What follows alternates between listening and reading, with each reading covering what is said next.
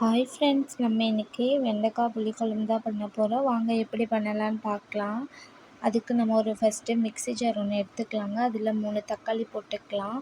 இன்றைக்கி தக்காளி அரைச்சி தான் போட போகிறோம். நம்ம அரைச்சிக்கலாங்க.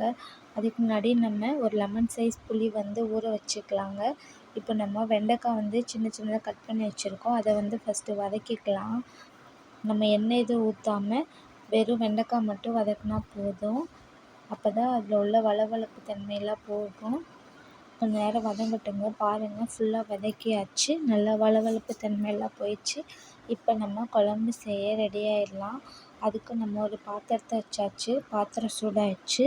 எண்ணெய் ஊற்றிக்கலாம். எண்ணெய் சூடாயிடுச்சு. அதில் கொஞ்சம் கடுகும் கொஞ்சம் காஞ்ச மிளகாவும் போட்டுடலாங்க. இது பொரியட்டும். இப்போ நம்ம வெங்காயம் சேர்த்துக்கலாம். நம்ம இன்றைக்கி சின்ன வெங்காயம் தான் சேர்க்குறோம். நம்ம தோல் மட்டும் எடுத்துகிட்டு அப்படியே முழுசாக சேர்த்துக்கலாங்க. இது கூட கொஞ்சம் கருவேப்பிலையும் சேர்த்துக்கலாம். இது கூட நம்ம பூண்டு உரித்து வச்சுருக்கோங்க. பூண்டு சேர்த்துக்கலாங்க. ஒரு 5 பல் பூண்டு சேர்த்துருக்கோம். இதெல்லாம் நல்லா வதக்கி விட்டுறலாம். கொஞ்சம் நல்லா பொன்னிறமாக வதங்கட்டும். பாருங்கள், நல்லா பொன்னிறமாக வதங்கிடுச்சு. இப்போ நம்ம தக்காளி அரைச்சி வச்சுருந்தோம் இல்லையா, அதெல்லாம் ஊற்றிடலாம்.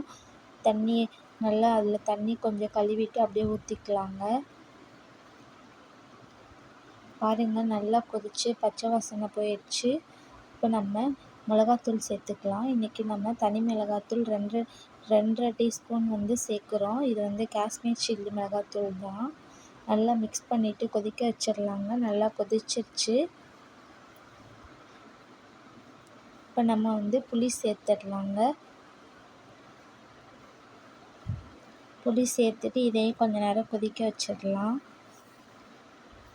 இப்போ நம்ம வெண்டைக்காய் வதக்கி வச்சுருந்தோம் இல்லையா, அதை இதில் குழம்புல சேர்த்துக்கலாம். எல்லா வெண்டைக்காயும் நம்ம இப்போ சேர்த்துடுவோம்.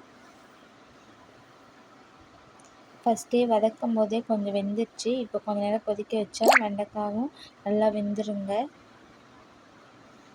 பாருங்கள், வெண்டைக்காய் நல்லா வெந்துருச்சு.